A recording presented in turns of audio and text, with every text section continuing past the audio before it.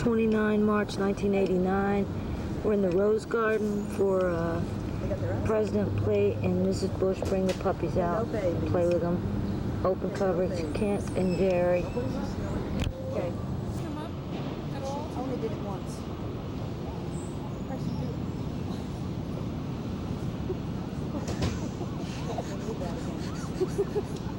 Neil, how about putting this one back with the other two? How about my little one crying? The little one. Oh, look at this one. World traveler already. I'm sorry, Billy. I didn't mean to touch them without saying hi to you.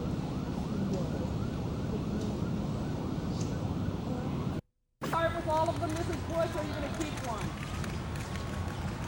She wants to keep one, Ellen, and I'm arguing that maybe that would hurt Millie's feelings. She might die of a broken heart if we took them all. Look at it that way. Hey, take one over. I think Mars should be featured. Take them over and show them close up. They're so cute. You pick up the little boy. Sounds sleep. This is Pickles. Sleeping dog. See Pickles? Who's getting that one? Marshall. She picked.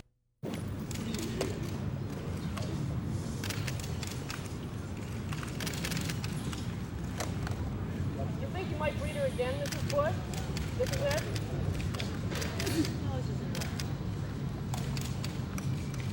I kept one though, who knows? The dynasty would continue.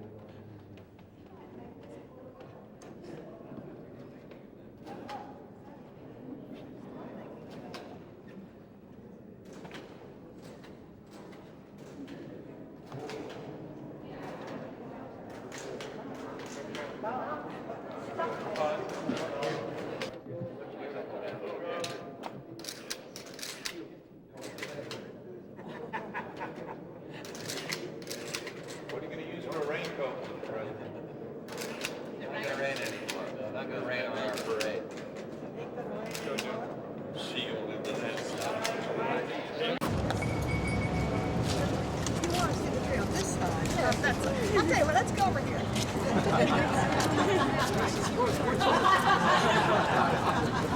What's in the tree's future? Rain happens. What do you want for Christmas? What are you buying the president for Christmas? We don't get presents. Never have. What about the children? Anything in particular? Lots. I panic. I'm at the panic stage. Have you done your Christmas shopping? Yes. Out of every- I did it yesterday. This is a Tell us Fraser about fir. it. It's a Fraser fir. Yeah, it's about 21 feet tall. It's a real softy, true fir. It's about 15 foot wide. And it's about 28 years old. Look at it. Ew.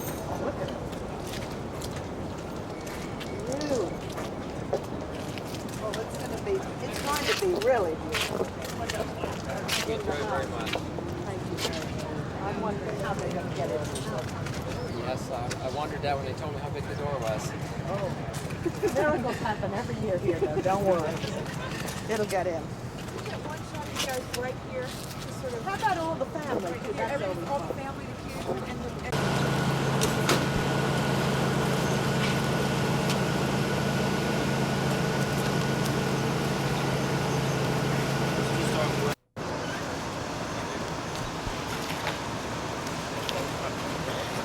Mr. President, why is General Scowcroft in China, sir? We'll have more to say about that later.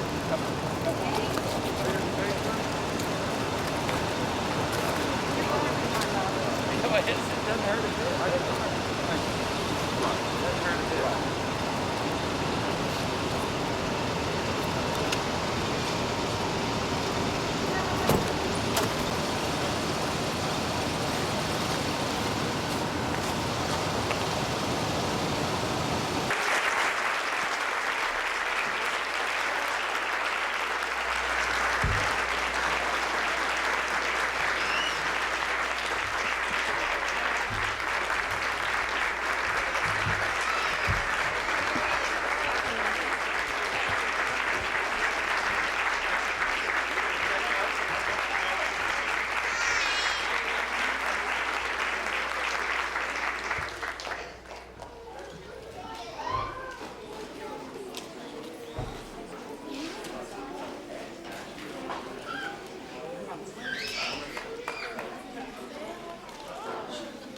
Good evening, boys and girls, and mothers and fathers. My name is Richard Middleton. I'm 11 years old.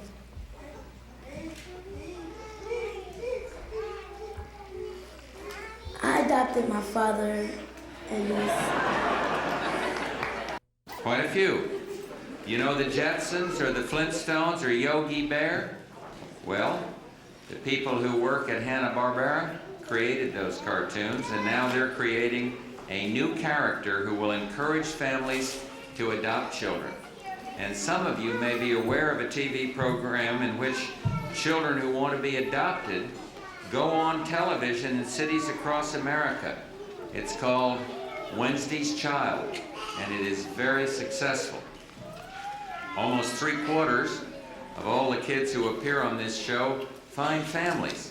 And so NBC Network is going to work with us to get more kids on TV and more stations to show Wednesday's Child, so more families will see these children. There's a man here today who is very committed to helping other children just like you. He's a friend of mine for a long time, and his name is Dave Thomas, and he was an adopted child. And he grew up to be a successful businessman with a family of his own. And now he's the head of Wendy's Hamburgers. And by the way, he really does have his own daughter named Wendy. Now where's Dave? Now here he is, right over here.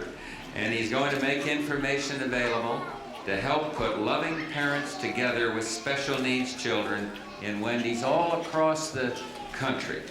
And now I'd like to tell you about another man whom I just met, and what an inspiring man he is. Torian Black is a noted actor with an impressive list of credits, but he deserves even more credit for what he does in real life. He has adopted 10 special needs children, 10 children. You know, single people and older Americans children.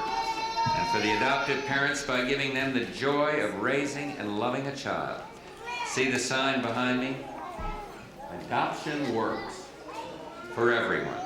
And that is true. Adoption works because each one of you is so special, and because you adopted very special parents. And it works because everyone in this room loves you very much. From my families to yours, Barbara and I say thank you, and God bless you. And now, Barbara, I understand we're going to invite this whole gang into the state dining room for cookies and lemonade. So why don't we go on in there, and thank you all for coming to the White House. Glad to have you.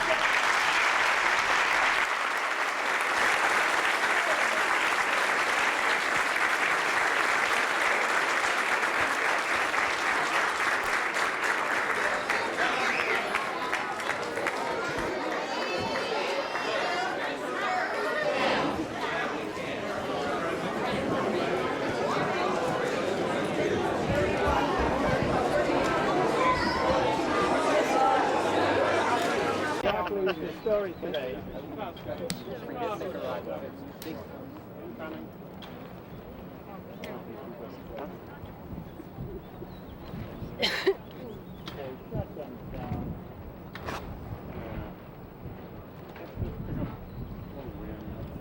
it's okay.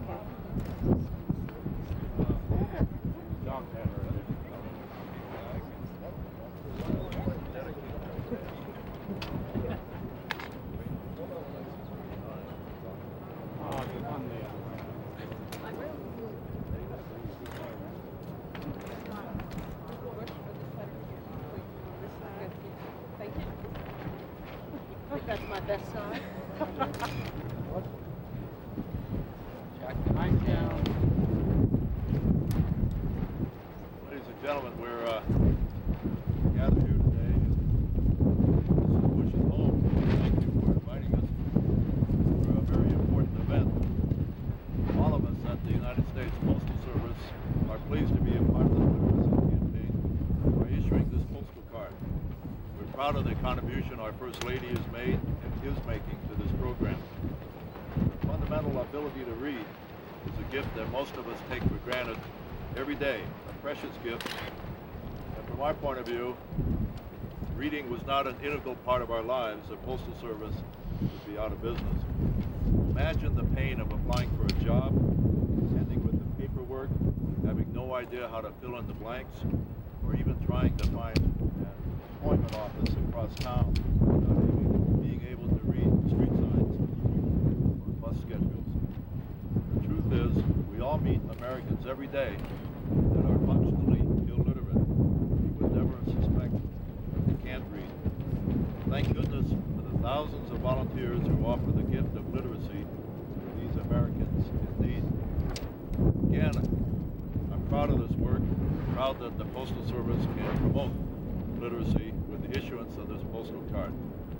This marks the start of an ongoing program by the Postal Service to help focus attention on the need of every American to be literate. The Postal Service will use its people, facilities, and the mail and deliveries to help stamp out illiteracy. That is the name of our campaign, Stamp Out Illiteracy.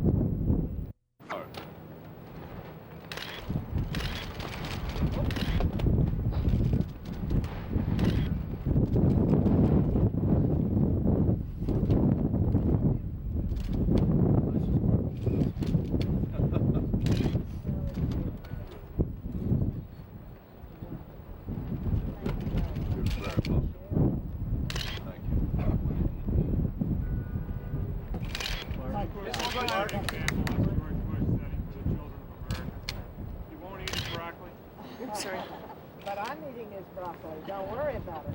Don't you think, though, he's setting a bad example for the children out there? He ate broccoli till he was 60. Tell him to eat broccoli till they're 60. You bet. Will you meet the caravan of... If the caravan comes when I'm available, I'll be out there to open it. Now, we should be talking about literacy. Come on.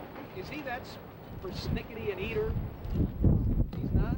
Anyone who eats pork rinds can be all good.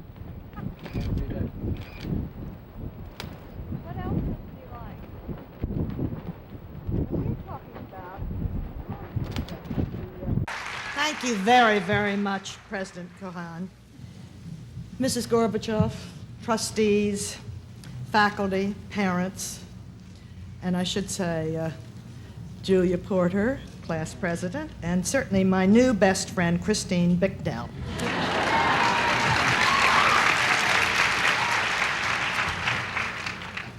And of course, the class of 1990. I'm really thrilled to be here today, and very excited, as I know all of you must be, that Mrs. Gorbachev could join us.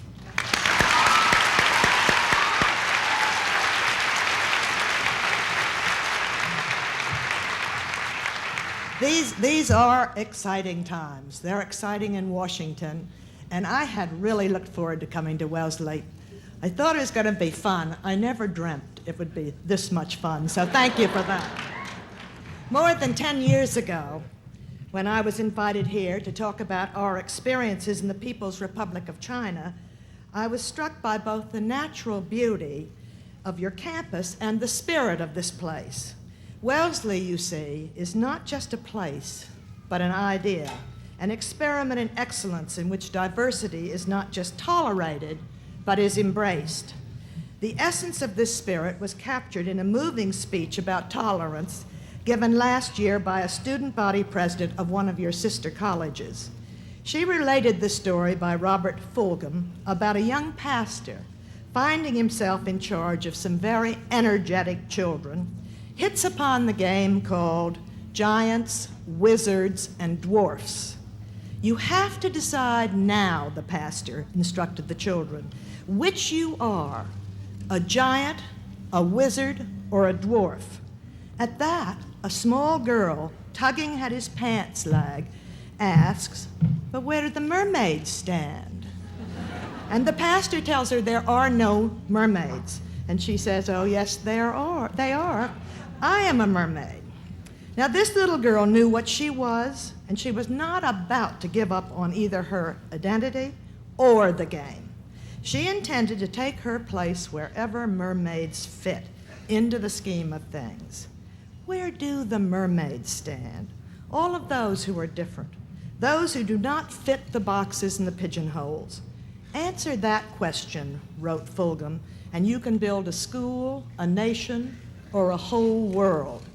As that very wise young woman said, diversity, like anything worth having, requires effort. Effort to learn about and respect difference, to be compassionate with one another, to cherish our own identity, and to accept unconditionally the same in others. You should all be very proud that this is the Wellesley spirit. Now, I know your first choice today was Alice Walker. Guess how I know?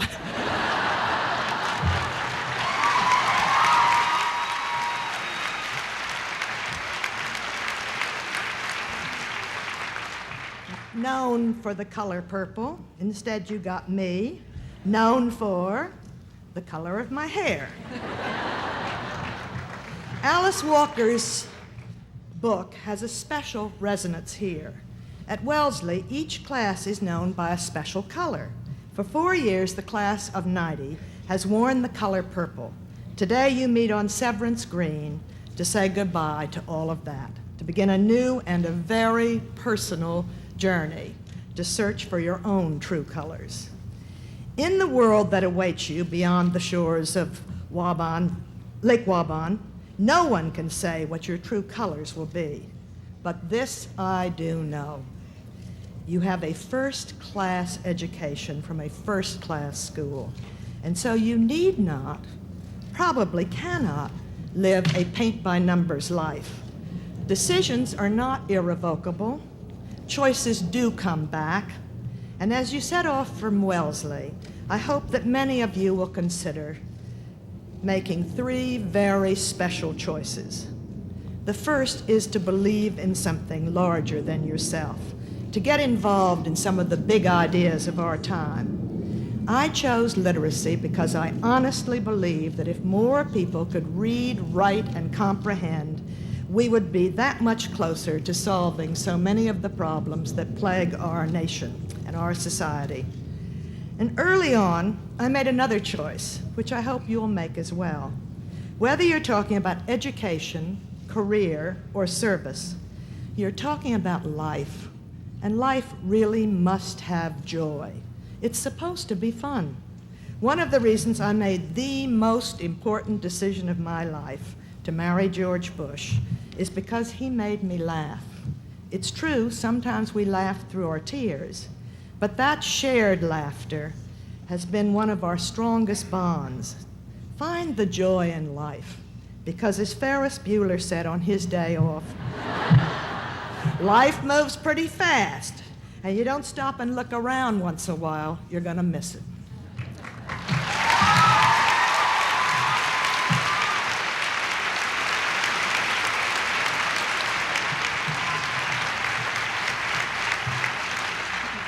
I'm not gonna tell George you clap more for Ferris than you clap for George. The third choice that must not be missed is to cherish your human connections, your relationships with family and friends. For several years, you've had impressed upon you the importance to your career of dedication and hard work, and of course that's true. But as important as your obligations as a doctor, a lawyer, a business leader will be, you are a human being first. And those human connections with spouses, with children, with friends are the most important investment you will ever make.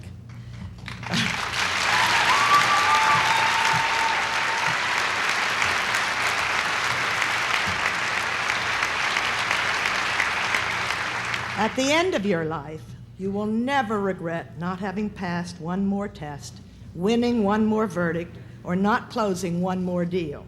You will regret time not spent with a husband, a child, a friend, or a parent. We are in a transitional period right now. The parents,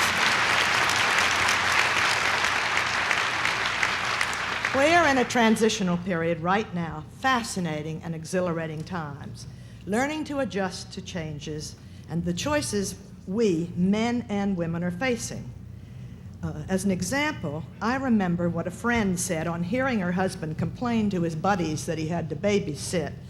Quickly setting him straight, my friend told her husband that when it's your own kids, it's not called babysitting.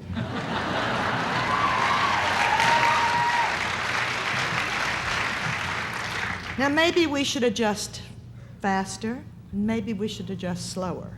But whatever the era, whatever the times, one thing will never change. Fathers and mothers, if you have children, they must come first.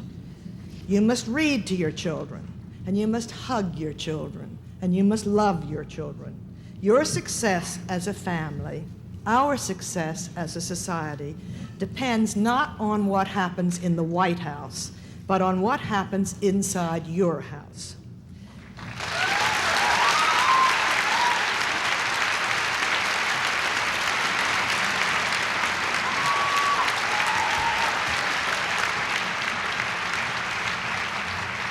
For over 50 years, it was said that the winner of Wellesley's annual hoop race would be the first to get married. Now they say the winner will be the first to become a CEO. Both of those stereotypes show too little tolerance for those who want to know where the mermaids stand. So,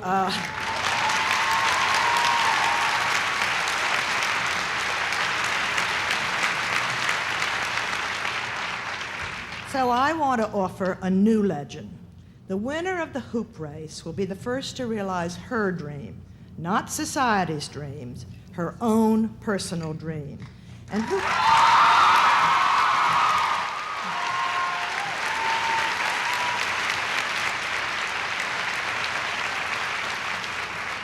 knows? Somewhere out in this audience may even be someone who will one day follow in my footsteps and preside over the White House as the president's spouse, and I wish him well.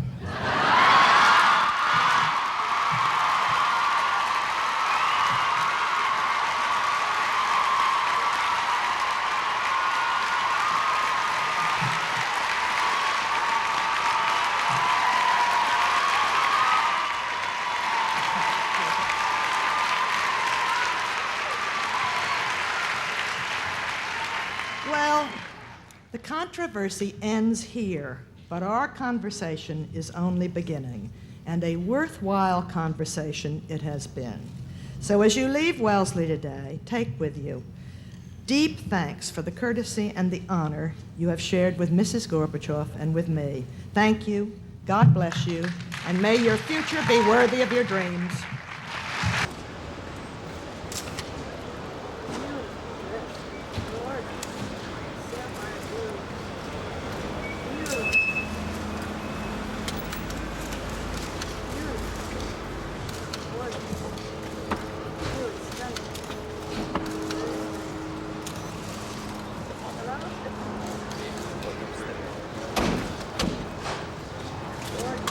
Quick change, artist.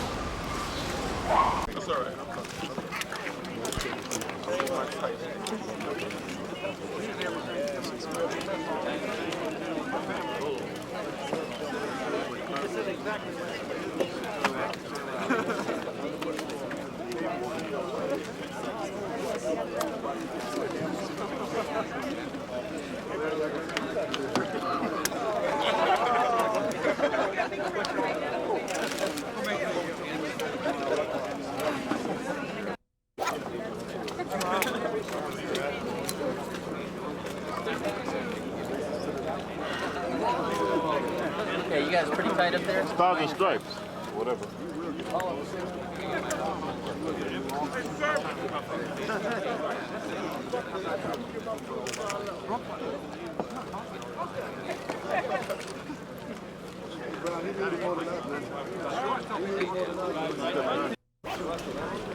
Come here, Mike.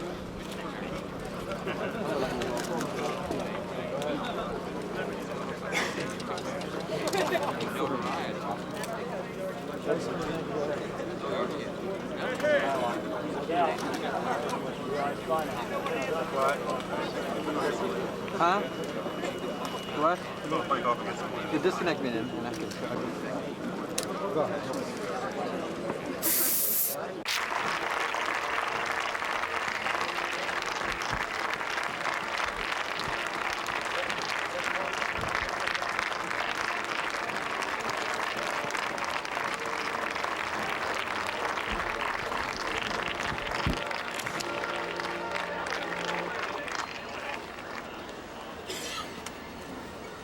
Again, good morning. You can be seated now. You got enough exercise for this morning. First of all, we would like to thank the President, Mrs. Bush, for being such gracious hosts for this event. I know this is kind of early in the morning, but I know that you already had your jog, and Mrs. Bush already had your 1 hour swim this morning, so for you it's not too early. But let me just tell you that this Great American Workout, which is the second one now, this year's Great American Workout, the theme is youth fitness.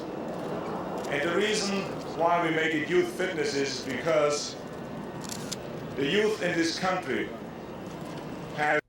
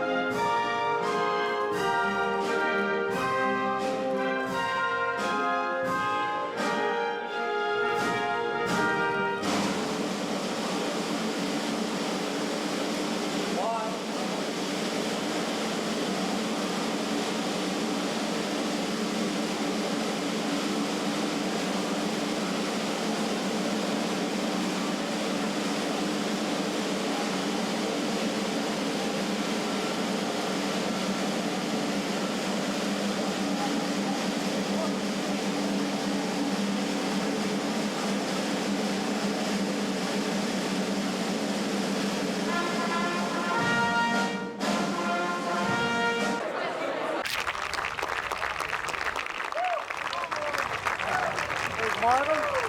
They still haven't opened it.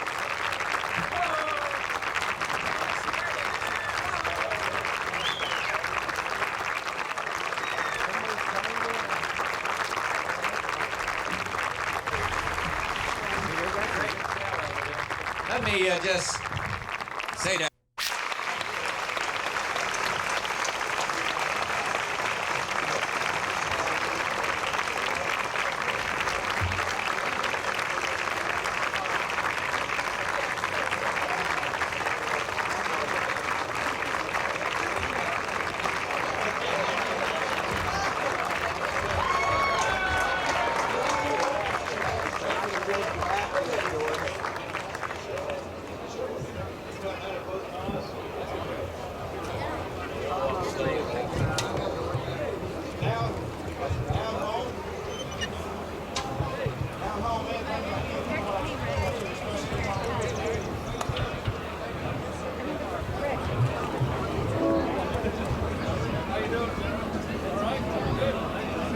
Thank you.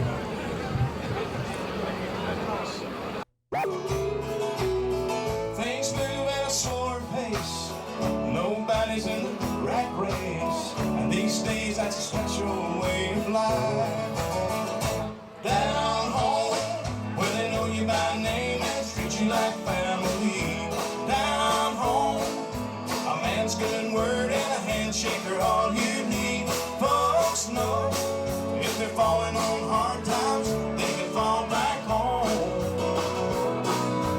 Those of us raised up down home. In the corner of the hardware store, gathered round a checkerboard, old men telling lies of the crown and king. Kids driving round the old town square, tops roll down in the cool night air. Go and see what's shaking at the Dairy Queen. What did I say? They're watching. They're watching. We'll close our eyes. Hit the ball and pretend it's one of us. No, I like it. I want to show off for you. I don't, we can't go. You're right ahead, I think. You're there. You're on the tee. Oh, we're on the If team. you want to go, you're ready. Let's go. Are you staying home tonight? Any plans for tonight? We're going then. Say it isn't so. We're home. You go. All right.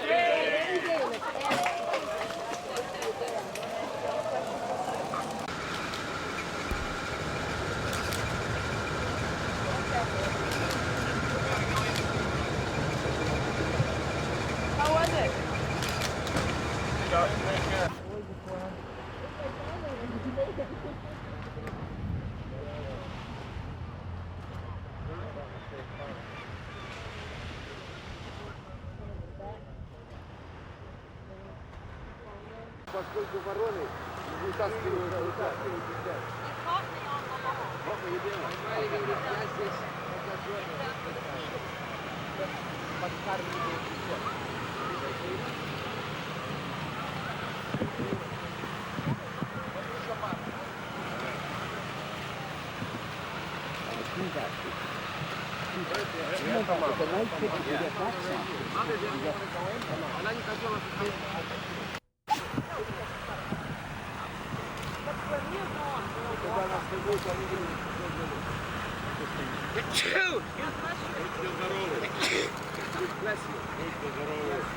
Двухтысячного года минимум.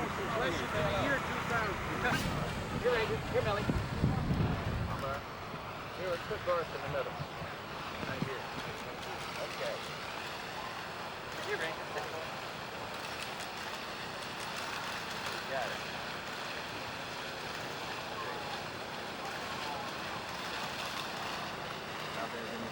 Yeah, that's got it? All right. Thank you. Thank you, Mr. President. Hi, guys. Oh, we're great. Climbing up.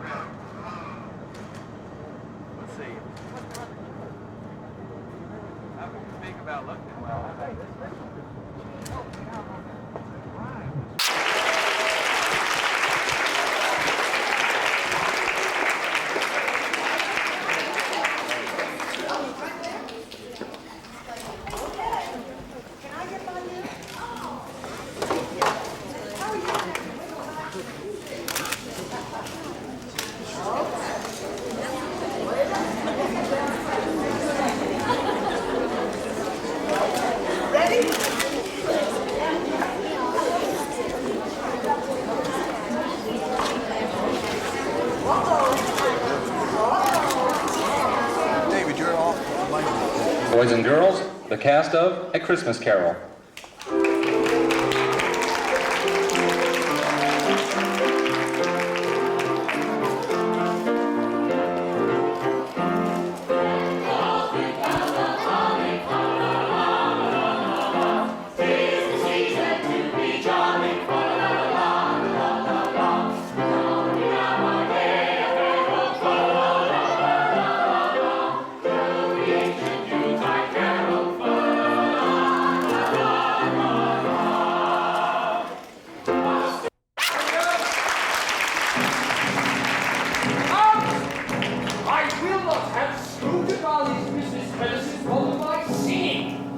Christmas or no? Reminding us what Christmas is really all about. I've been very excited about our first Christmas in the White House, and I really look forward to every single moment, and I want you to please notice all of the lovely books among our Christmas decorations. Reading is one of the special joys in my life. And as you grow up, I hope it will become a special joy of yours.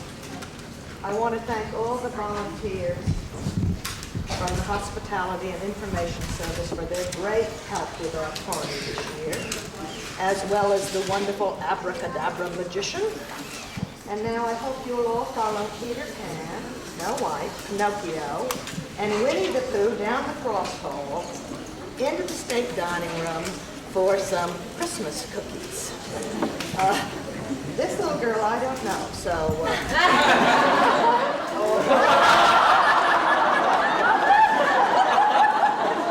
This is my grandchild, you can guess, but none of you would dare do that. Well, we hope you, Marshall Bush and I hope you have a very, very merry Christmas and a very happy New Year. And remember, other people need help too, so I know you can. And welcome to the White House. Let's follow them. Are you leading the way? Let's go.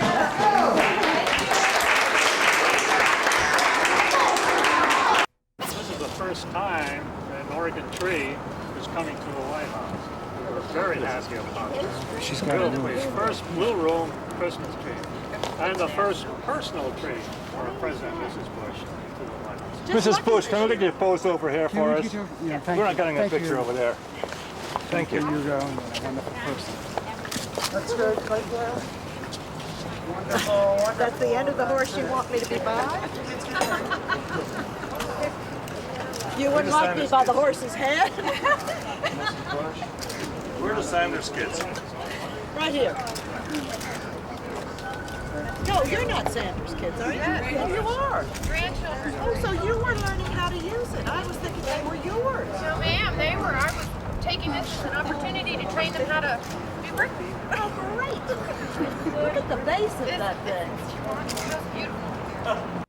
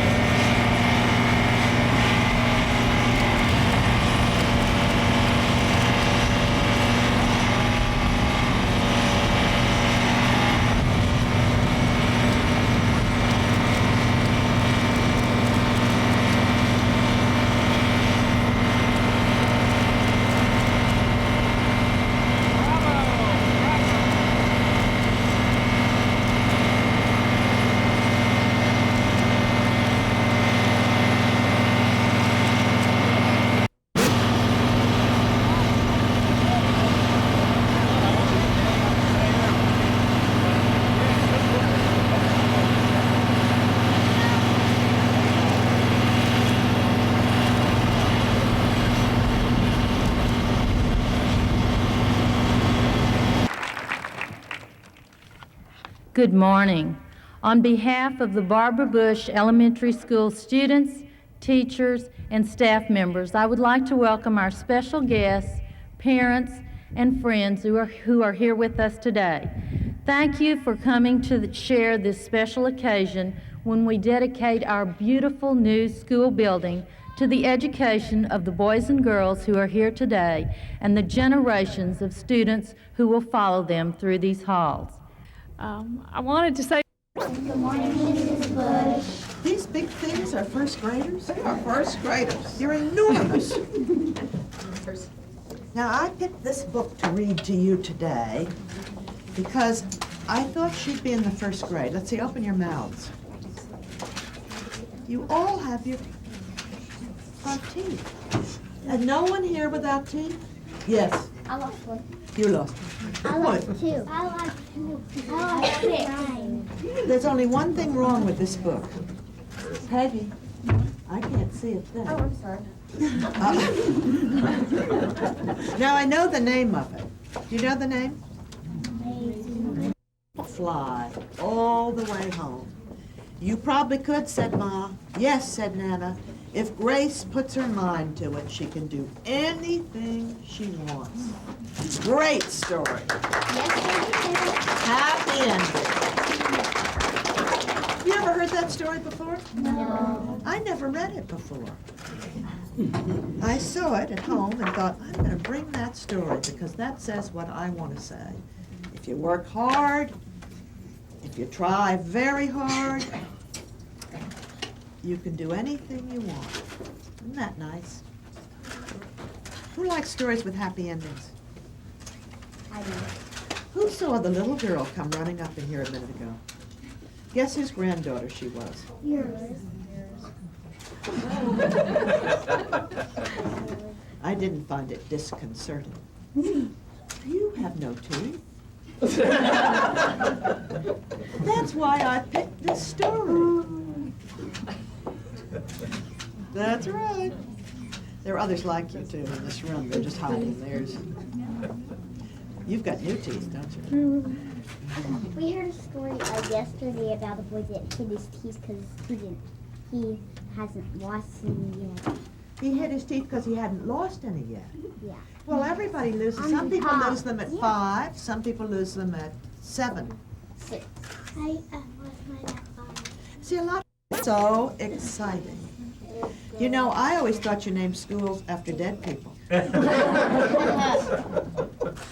That's not right, is it? Because I'm here in the living flesh. You're not dead, you're alive. You bet. Well, thank you very much. You're a very great-looking class of kids, my goodness. Thank you. Hello. How are you? How are you? She'll come over here. Nice to see you. Good morning. Lovely.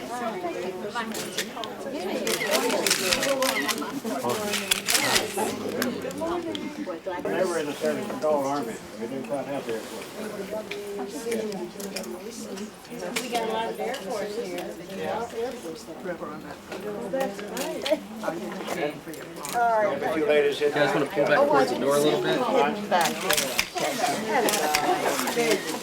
It's lovely. Thank you. She nice. Good. Same to you. Same to you. We're all going to have it. Thank you. You're right. I don't know how you got that.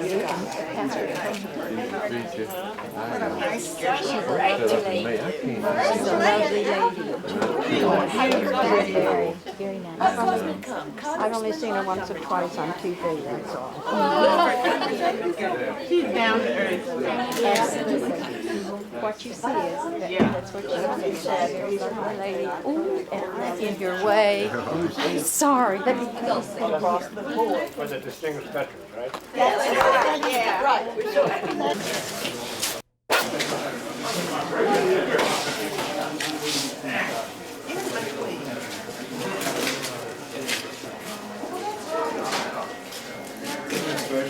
Miss Randa here, she's Merry Christmas. Well, look at all these lovely things. How are you?